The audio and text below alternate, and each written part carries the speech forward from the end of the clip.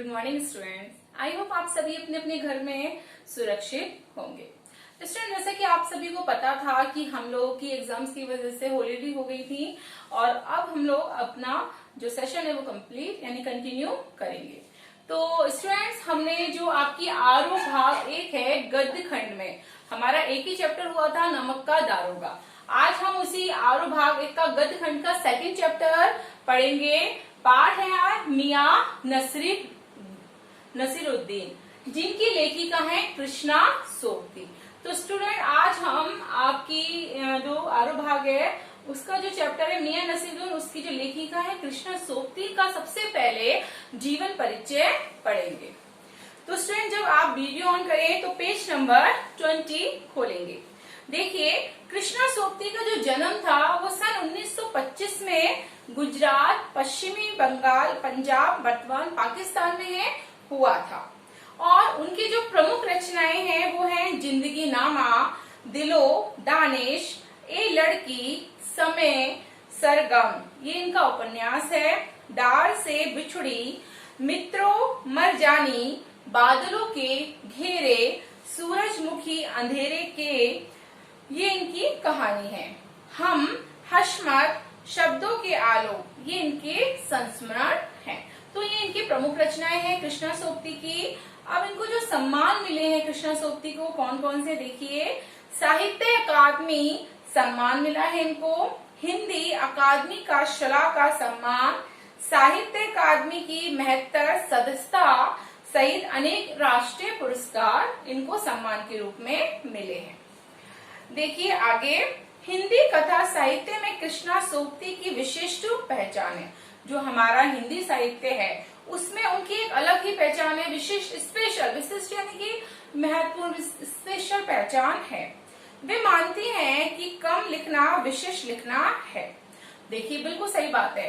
कई बार ऐसा होता है जब आपको क्लास में टीचर्स आपको किसी टॉपिक पर लिखने के लिए देती हैं तो कुछ बच्चे तो बिल्कुल टॉपिक के आसपास ही लिखते हैं, यानी कि बिल्कुल उससे रिलेटेड लिखते हैं। लेकिन कुछ बच्चे क्या करते हैं, पूरा पेज भर देते हैं, 1 या 2, लेकिन वो जो टॉपिक के बारे में टीचर पूछ रहा है उस टॉपिक के बारे में ना लिख के दुनिया भर की आलतू फालतू बातों को लिखना प्रारंभ कर देते हैं। तो ये यही कह रही हैं कि कम लिखना विशिष्ट लिखना है। आप कम लिखिए, लेकिन उन कम शब्दों में, कम बातों में, कम विचारों में आपकी जो टॉपिक दिया गया है, आपको जो भी प्रकरण दिया गया है उस पर आपको लिखना चाहिए, ना कि इधर उधर आपको घुमा फिरा के लिखना चाहिए। आप भले उसके बारे में 4 लाइन लिखिए, लेकिन बिल्कुल सही लिखिए ताकि आपका जो टॉपिक हो बिल्कुल करेक्ट हो। तो इसलिए वो कह रही हैं कि लिखना विशिष्ट पहचान है। यही कारण है कि उनके संयमित लेखन और साफ सुथरी रचनात्मकता ने अपना एक नित नया पाठक वर्ग बनाया है। बता रही है लेखिका कि उसी वजह से उनका एक अपना अलग नया पाठक वर्ग है, यानी कि पाठक हम आप लोग जो हैं पढ़ते हैं उनकी कहानियां या उपन्यास, एक रचनात्मक, उन्होंने एक नया निर्माण किया है कहानियों का, उपन्यास का, जो हमें पढ़ के बहुत ही अच्छे लगे हैं। संयमित लेखन का मतलब होता है लिमिटेशन लिखना।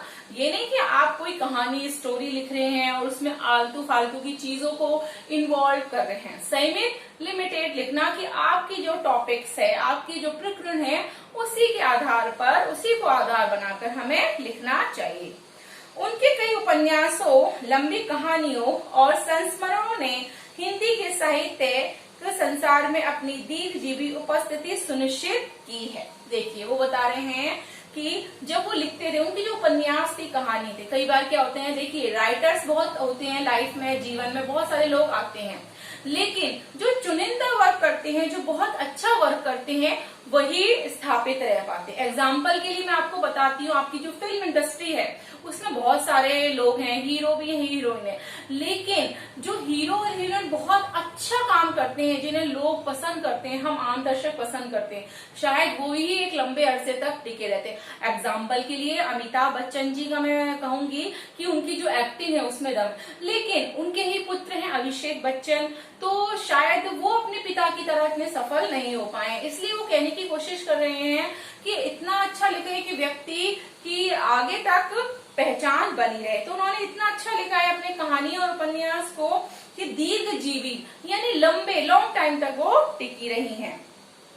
उन्होंने हिंदी साहित्य को कई ऐसे यादगार चरित्र दिए हैं जिन्हें अमर कहा जा सकता है, जैसे मित्रों, शहानी, हशमत आदि। चरित्र यानी कि कैरेक्टर, जो भी कहानियां उपन्यास हुआ करती थी उसमें कुछ ऐसे लोग हुआ करते थे, उन लोगों ने इस तरह के किरदार निभाए हैं जो काफी फेमस रहे हैं, जिनको हम कह सकते हैं कि जो अमर हो गए हैं।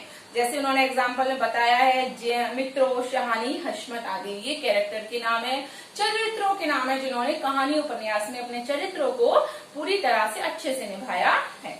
आगे देखिए, भारत पाकिस्तान पर जिन लेखकों ने हिंदी में कालजयी रचनाएं लिखी उनमें कृष्णा सोबती का नाम पहली कतार में रखा जाएगा। देखिए, जब हमारा पाकिस्तान अलग नहीं हुआ था, एक हिंदुस्तान कहलाया जाता था, जब वो ऐसा नहीं था भारत पाकिस्तान, जब वो सब एक ही था, उस समय जब उन कालजयी की उनमें जो जो काम हो रहे थे, रचनाएं, उन पर जो रचनाएं लिखी जाती थी उसमें सबसे पहला नाम किसका आता है? कृष्णा सोबती का ही आता है।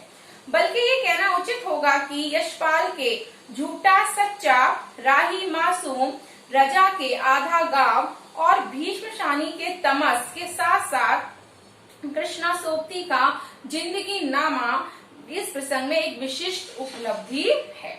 देखिए, जो बाकी के लेखक थे, वो भी अपनी जगह पे मशहूर थे, उनका भी काफी नाम था, इसी तरह ये भी बहुत ही फेमस थी। अब देखिए, यशपाल जो लेखक हैं उनका एक झूठा सच्चा, राही मासूम, रजा जी जो थे लेखक उनका आधा गांव, और भीष्मशानी जो लेखक थे उनकी तमस के साथ साथ कृष्णा सोबती का एक रचना थी जिंदगी नामा, जो बहुत ही, जिन्होंने विशिष्ट उपलब्धि प्राप्त की, अर्थात उन्होंने बहुत ज्यादा लोकप्रियता प्राप्त की, अर्थात वो बहुत ज्यादा प्रसिद्ध हुए। संस्मरण के क्षेत्र में हम हशमत शीर्षक से उनकी कृति का विशिष्ट स्थान है। देखिए, जो संस्मरण होते हैं, याद करने वाले, जिसमें हमारी यादें होती हैं, स्मृतियां होती हैं, उसमें उनका जो एक टॉपिक रहा है, कविता रही है हम हशमत, उसमें उनकी इस कृति का एक विशेष स्थान ही रहा है, वो बहुत ही अलग रही है, बहुत ज्यादा फेमस रही है, जिसमें अपने ही एक दूसरे व्यक्तित्व के रूप में उन्होंने हशमत नामक चरित्र का सृजन कर एक अद्भुत प्रयोग का उदाहरण प्रस्तुत किया है, जिसमें अपने ही दूसरे व्यक्तित्व के रूप में उन्होंने हशमत नामक चरित्र का यानी सृजन, एक नया रूप उन्होंने धारण किया है, एक नई रचना का आविष्कार किया है, जिसका उन्होंने एक अद्भुत उदाहरण दिया है। अर्थात जब हम कोई काम करते हैं तो उसमें हम कुछ अच्छे से एग्जाम्पल्स देते हैं, इसी तरह उन्होंने एक अद्भुत नया अनोखा सा एक उदाहरण प्रस्तुत किया है। कृष्णा जी के भाषिक प्रयोग में विविधता है। भाषिक यानी भाषाओं में कृष्णा जी जब लिखती थी तो उनकी भाषाओं में मिलावटीपन है, विभिन्नता है। उन्होंने तरह तरह की भाषाओं को, तरह तरह की बातों को उसमें शामिल किया है। उन्होंने हिंदी की कथा भाषा को एक विलक्षण ताजगी दी है, अर्थात जो कथाएं होती हैं, जो उस कथा को उन्होंने नई रूप प्रदान किया है, नई भाषा प्रदान करी है। उससे ऐसा लगता है कि हमारी जो कविता है, हमारी जो कहानियां हैं, उपन्यास है, उसमें एक नयापन आ गया है, उसमें एक नई ताजगी आ गई है। कई बार होता है कि हमें जो टॉपिक दिया जा रहा है, कोई बात हम कहने की कोशिश कर रहे हैं तो घुमा फिरा के हमने पुरानी बातों को लपेटा करा और प्रस्तुत कर दिया। जैसा कि अक्सर होता है, आप लोग पिक्चरें भी देखते हैं, कुछ पिक्चरों को क्या करते हैं कि नयापन देने की कोशिश करते हैं कुछ डायरेक्टर और बहुत अच्छे से प्रेजेंट करते हैं, लेकिन कुछ लोग क्या करते हैं, वही बासीपन उठा के परोस देते हैं और उसमें हमें फिर इंटरेस्ट नहीं आता, उस पिक्चर को देखने में मजा नहीं आता। लेकिन जो कृष्णा सोबती थी, उन्होंने क्या करा, उन्होंने एक नयापन देने की कोशिश करी अपनी कहानियों में, भाषा के माध्यम से, ताकि लोगों को एक नयापन महसूस हो, देखने को मिले, ताजगी, फ्रेश। क्योंकि हर व्यक्ति चाहता है कि अगर वो कुछ नया पढ़े या नया देखे या कुछ भी, तो उसको कुछ हटकर मिलना चाहिए, अलग मिलना चाहिए। संस्कृत निष्ठ तत्समता, उर्दू का बागपन, पंजाबी की जिंदादिली, ये सब एक साथ उनकी रचनाओं में मौजूद हैं। देखिए, बताया जा रहा है कि जो संस्कृत निष्ठ तत्समता है, संस्कृत की जो भाषा है, उर्दू का जो बागपन, मतलब उर्दू भी उसमें कहीं ना कहीं शामिल की गई है, झांक रही है एक तरीके से, और पंजाबी की जिंदादिली। पंजाबी लोग आप कैसे हैं, आप जानते हो, एकदम जिंदादिली होते हैं, आराम से बोलना चौला बड़ा। इसी तरह उसकी भाषाओं को, इन सारी भाषाओं को उन्होंने जिंदादिली के साथ प्रयोग किया है। और ये सारी बातें उनकी रचनाओं में कहीं ना कहीं मौजूद दी गई हैं। अर्थात लोग बहुत अच्छे से उस चीजों को पसंद करते हैं। कई बार क्या होता है, एक ही भाषा को हम पढ़ते पढ़ते बोर हो जाते हैं या वो भाषाएं हमें बोरियत महसूस कराती हैं। लेकिन जब हम कुछ नया पढ़ते हैं, उसमें कुछ अच्छा सा पढ़ते हैं, एग्जाम्पल के लिए जब आप पढ़ने बैठते हैं, कुछ अच्छे उसमें उदाहरण हैं, मुहावरे हैं, तो वो चीजें हमें कहीं ना कहीं उस तरफ खींचती हैं या हमारा जो माइंड एकदम से खुश हो जाता है या हम लोटपोट हो जाते हैं खुशी के मारे। तो इस तरह से उन्होंने भी अपनी रचनाओं में बहुत अच्छी अच्छी चीजों को प्रेजेंट किया है। मियां नसीरुद्दीन शब्द चित्र हम हशमत नामक संग्रह से लिया गया है। जो आपका चैप्टर है मियां नसीरुद्दीन, उसके बारे में बताया जा रहा है कि वो किससे लिया गया उसका शब्द है, हम हशमत नामक जो संग्रह है उनका, उससे उन्होंने उसको लिया है। इसमें खानदानी नानबाई मियां नसीरुद्दीन के व्यक्तित्व, रुचि और स्वभाव का शब्द चित्र खींचा गया है। देखिए, जब हम इस चैप्टर को पढ़ेंगे तो हम समझेंगे कि जो खानदानी नानबाई हैं, खानदानी यानी जो उनका परंपरा है कि वो बहुत ही अरसे से जिनका खानदान बहुत अच्छे अच्छे भोजन बना रहा है, चपातियां बना रहा है, उसके बारे में नसीरुद्दीन एक व्यक्ति है मियां नसीरुद्दीन, जिसके व्यक्तित्व के बारे में बताया गया है इस चैप्टर में। उनका रुचियां कैसी हैं, उनका स्वभाव कैसा है, अर्थात उनका इंटरेस्ट कैसा है, उन्होंने उनके जो बाबा परदादा जो थे, उनके खानदान के जो लोग थे, उन्होंने किन के यहाँ पे खाना बनाया, कैसे करे, बावर्ची के रूप में किस रूप में काम किया, इन सारी चीजों के बारे में बताया जा रहा है। उनकी रुचियां क्या थी, उनका स्वभाव यानी उनका व्यवहार कैसा था, उनका इंटरेस्ट कैसा था, इन सारी चीजों के बारे में बताया गया है। मियां नसीरुद्दीन अपने मसीहाई अंदाज से रोटी पकाने की कला और उसमें अपने खानदानी महारत को बताते हैं। देखिए, जब हम चैप्टर पढ़ेंगे तो हमें समझ में आएगा जो मियां नसीरुद्दीन है अपने मसीहाई अंदाज, मसीहाई यानी कि मैं तो मतलब पता नहीं क्या हूँ, अपने बारे में बहुत टिप टॉप बताना है ना, और कहते हैं ना बातों को घुमा फिरा के पेश करना और एकदम से बातें इस तरह से अंदाज में बोलना कि आप सामने वाले इम्प्रेसिव हो जाओ, प्रभावित हो जाओ कि अरे वाह, भले आप कुछ भी नहीं हो लेकिन आप बातों को इस तरह से प्रेजेंट करो कि यार ये बंदा तो बड़ा मतलब टैलेंटेड है, या तो ये तो काफी ऊंची है, इसकी जो शान शौकत है बहुत अच्छी है। इस तरह से वो अपनी बातों को पेश करती हैं। साथ में उनकी जो रोटी पकाने की कला है ना, वो इतनी मतलब ज्यादा वो है। उनसे जब पूछा जाता है वो कहता है मैं 56 प्रकार की रोटियां बनाना जानता हूँ। अब जाहिर सी बात है, रोटियां तो सभी खाते हैं और जाहिर सी बात है हम कभी बाहर भी जाते हैं तो होटल्स में या फिर वहां पे भी रोटियां मिलती, लेकिन 56 प्रकार की रोटियां बहुत बड़ी बात है। तो मतलब अपने आप को जब वो प्रेजेंट करते, पेश करते हैं किसी के सामने, तो अपनी इतनी ज्यादा बड़ाई करते हैं कि मैं तो 56 प्रकार की रोटियां बनाना जानता हूँ, मुझे तो 56 प्रकार की रोटियां बनानी। तो जाहिर सी बात है लोग कहीं ना कहीं इस बात को प्रभावित होंगे कि यार हमने तो 10-12 रोटियों के नाम सुने हैं, 13 के सुने हैं, लेकिन 56 प्रकार की रोटियां। तो इस तरह से अपनी बड़ाई करते हैं, रोटी पकाने की कला के बारे में वो बताते हैं। उसमें अपने खानदानी महारत को बताते हैं साथ में, और फिर उसमें साथ में वही जब उनसे पूछा जाता है कि आप कैसे जानते हैं रोटी पकाने की कला को, तो कहते हैं इसमें मेरे खानदान का बहुत बड़ा हाथ है। मेरे जो दादा परदादा थे वो महाराजों के यहाँ पे बावर्ची थे, उन्होंने खाना बनाया, और आप सभी जानते हो महाराजों के यहाँ पर तो बहुत सारे पकवान बनाते, तो इसलिए मेरे जो भी खानदान के लोग थे, मेरे बाबा परदादा, उनको बहुत अच्छे से खाना बनाना। तो ये महारत, रोटी पकाने की जो एक कला है, ये महारत है, मैंने अपने खानदान वालों से कहीं ना कहीं सीखी है। वे ऐसे इंसान का भी प्रतिनिधित्व करते हैं जो अपने पेशे को कलाकार दर्जा देते हैं।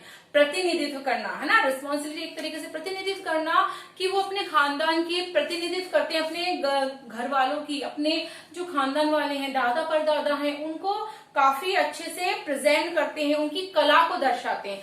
जैसे कि जो खानदानी कला है, उन खानदानी कला को हम किस तरह से आगे बढ़ाते हैं। आजकल की जनरेशन जरूरी नहीं है कि अपने पेरेंट्स के जो दादा परदादा करते आ रहे हैं वही काम अपनाए, हो सकता है वो चेंज हो जाए, लाइफ में कुछ और करे, लेकिन वो अपने खानदान की उस कला को दर्जा देते हैं, एक अहमियत देते हैं, पेश करते हैं कि हाँ बहुत अच्छे से मैं इस चीज को प्रेजेंट कर रहा हूँ, मैं उस खानदान का जो मेरा पेशा था उसको मैं कंटिन्यू कर रहा हूँ, उसमें मैं कोई कमी नहीं रख रहा। आगे वो कहते हैं और करके सीखने का असली हुनर मानते हैं। वो कहते हैं कि मेरी जो परदादा दादाओं की जो कलाएं थी, वो उन सारी कलाओं को मैं किस तरह से प्रेजेंट कर रहा हूँ, किस तरह से मैं उस हुनर को आगे बढ़ा रहा हूँ, क्योंकि ये भी एक बहुत बड़ी कला है। हर किसी के बस की बात नहीं है। कला को आप आगे किस तरह से बढ़ाएं, किस तरह से आप प्रेजेंट करें कला को। कुछ लोग होते हैं कि उसमें एक्सपर्ट होते हैं, लेकिन कुछ जो बच्चे होते हैं वो शायद अपने खानदान की जो कला है उसको आगे नहीं बढ़ा सकते, उसमें माहिर नहीं हो सकते। तो सो स्टूडेंट्स, ये था कृष्णा सोबती का जीवन परिचय। साथ ही शॉर्ट में मैंने मियां नसीरुद्दीन बताया था। हम जो कल चैप्टर पढ़ेंगे मियां नसीरुद्दीन, उसको हम कल कंटिन्यू करेंगे। Thank you.